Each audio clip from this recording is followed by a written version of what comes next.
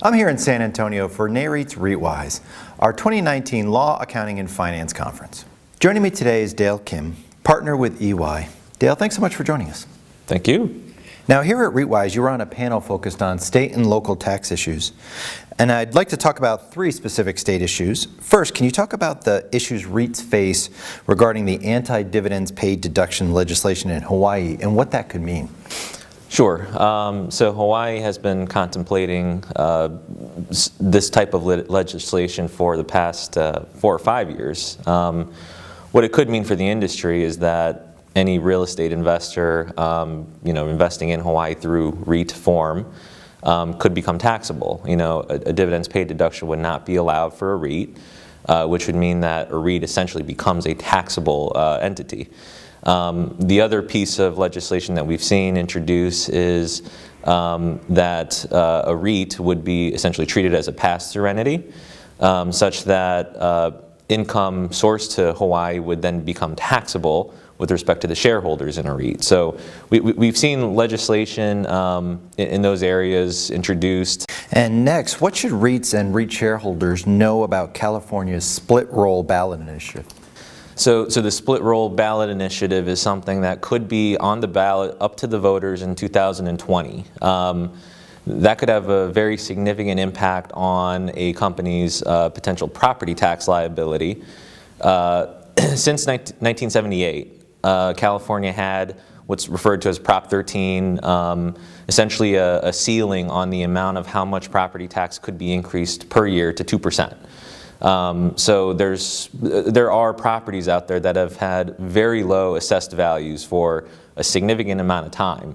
What the initiative would do is for commercial and industrial properties, specifically, not residential, it would remove that 2% limitation, that Prop 13 limitation, and adjust properties to fair market value. So that could be a very significant increase. And I know that there are a lot of people in the community that are very concerned about that. Now, it's not certain that it will be on the ballot still at this point, but certainly something to keep track of. It's estimated to generate anywhere from $6 to $11 billion in additional revenue. So it's going to be a very significant increase in property taxes if it passes.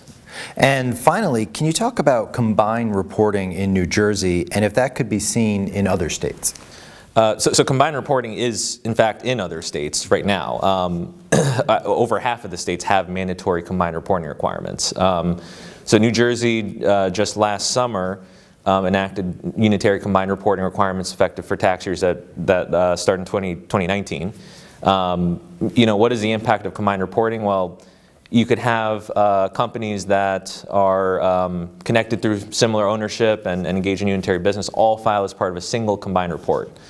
How does it affect REITs, the REIT industry? Well, generally in combined reporting jurisdictions, REITs can be included in a combined report with other affiliates, such as taxable REIT subs or other corporate entities.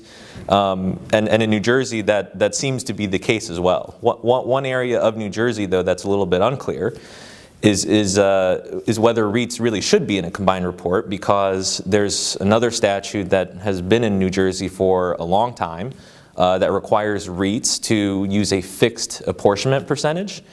And if you think about the purpose of a combined report, which is really to compute a combined blended apportionment that reflects everyone in the combined report, it's almost impossible to get to a fixed 4% result for the REIT. So at this point, it's unclear whether REITs should be included in the New Jersey combined report, but that is something that I believe the state is currently thinking about, and we'll probably see some guidance in that area. Great. Dale, thank you so much for joining us. Well, thank you.